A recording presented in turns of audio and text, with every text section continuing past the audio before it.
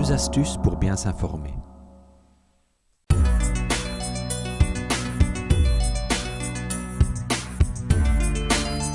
Nous sommes aujourd'hui inondés d'informations.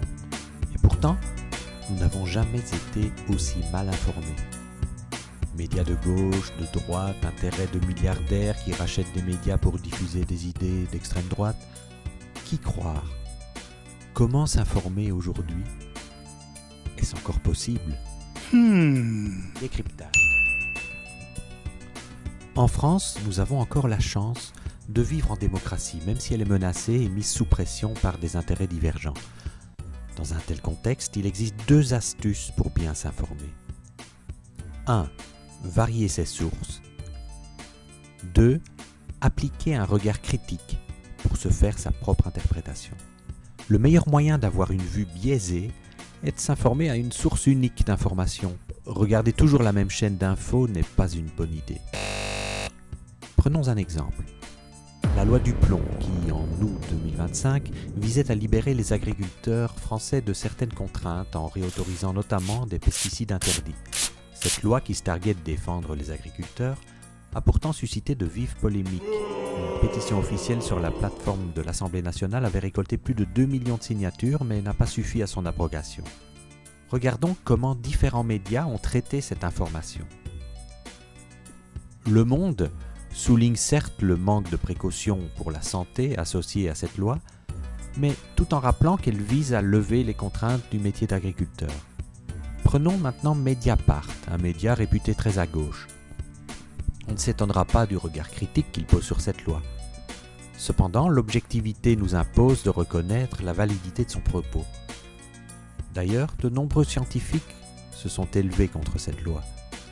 Des associations telles que Médecins du Monde ont publié une lettre ouverte de nombreux médecins et scientifiques indiquant que l'impact des pesticides sur le vivant n'est plus à démontrer et que cette loi constituait une remise en cause de la place de l'expertise scientifique.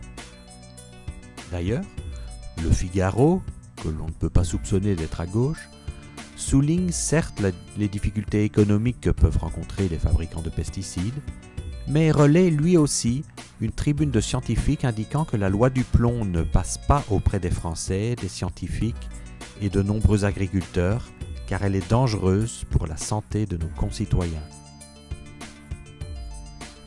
CNews, par contre, montre le drapeau de la FNSEA, le syndicat agricole influent, et s'inquiète d'une obstruction de la proposition de loi du plomb visant à lever les contraintes de leur profession.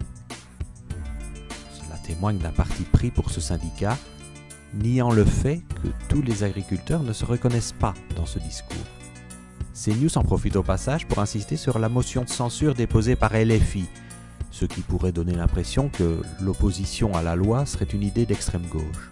CNews relaie aussi les propos de Duplon, qui estime que sa loi a été instrumentalisée par l'extrême gauche et par les écologistes. Que peut-on en conclure? Nous n'avons pas analysé tous les médias bien sûr, mais un échantillon représentatif des tendances de gauche et de droite. Les personnes qui ne s'informeraient que sur CNews auraient une vision tronquée, qui ne pourrait que les faire pencher pour la vision d'une loi qui veut défendre les agriculteurs français et combattus par des radicaux de gauche.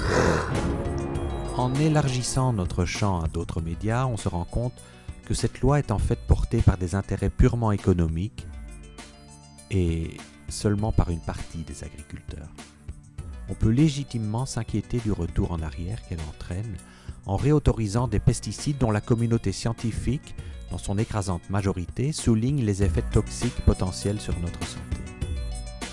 Si vous avez aimé cette vidéo, je vous serais reconnaissant de cliquer sur j'aime pour me permettre de poursuivre cette chaîne. Si vous voulez développer votre esprit critique, n'hésitez pas à cliquer sur le lien dans la description.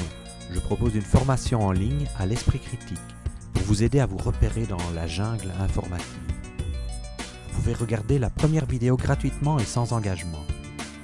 Merci, à bientôt.